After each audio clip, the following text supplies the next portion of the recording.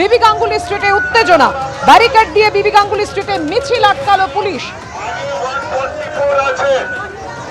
আবগারি দপ্তরের নিয়োগ বিজ্ঞপ্তির প্রতিবাদে রাস্তায় বিজেপির প্রতিবাদ। কেন পানশালা নাইট ক্লাবে কাজ করবেন মহিলারা, প্রশ্ন তুলে পথে বিজেপি।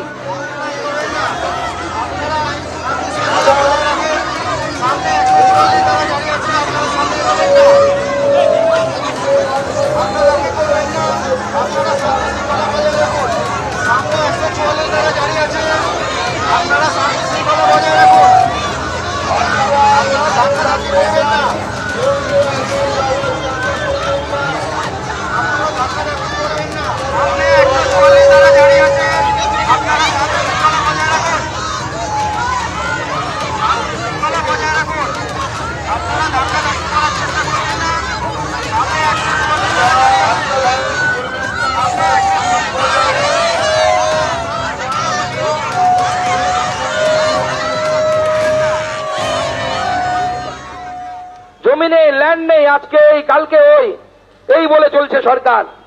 আবার সেই সরকার নিয়ম কি করেছে, বিজিবিএসে যাদের সাথে মৌ হবে অর্থাৎ মেমোরান্ডাম অফ আন্ডারস্ট্যান্ডিং হবে তাদের বাড়িতে আবার গোয়েন্দারা যাবে দেখতে, চেক করতে। সে গোয়েন্দা গিয়ে দেখবে যে সে ব্যবসায়ী সত্যিই ব্যবসায়ী নাকি ব্যবসায়ী নয়।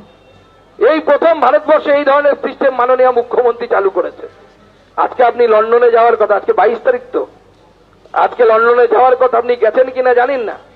আপনি পশ্চিমবঙ্গের কলকাতাকে লন্ডন বানাবেন বলেছিলেন, আমি যা চারধারে দেখতে পাচ্ছি লন্ডনের মতো কিছু দেখতে পাচ্ছি না। এখানে কোনোটাকে দেখে আপনাদের লন্ডন মনে হচ্ছে, আমাদেরও লন্ডন মনে হচ্ছে না, আমারও মনে হচ্ছে না। কিন্তু মাননীয় মুখ্যমন্ত্রী একটা কাজ করেছেন। মাননীয় মুখ্যমন্ত্রী লন্ডনে পা দেওয়ার আগে দেখি পেপারে খবর, হিথ্রো বিমানবন্দরে আগুন। লন্ডনকে কলকাতাকে উনি লন্ডন করতে পারেনি, কিন্তু লন্ডনকে কিন্তু কলকাতা বানিয়ে দিলেন। যাওয়ার আগে ওখানে আগুন ধরিয়ে দিয়েছেন। আগুন ধরানোতে আপনার থেকে এক্সপার্ট কেউ নেই। পশ্চিমবঙ্গে তখন মাসিক ব্যাপার হয়ে গেছে, এ মাসে কোন কোন কোন জেলাতে অবৈধ বাজিভার কারখানায় আগুন ধরবে আর ফটকা ফাটবে, বোম ফাটবে। এটা আমরা মোটামুটি অভ্যস্ত হয়ে গেছি। 2 মাস 3 মাস দিদি একদম রেগুলারও এতে ফটকা ফাটাবেন, কোনো না কোনো জেলায় ফাটবেই, বোম ফাটবে, আগুন ধরবে, অগ্নিকাণ্ড হবে।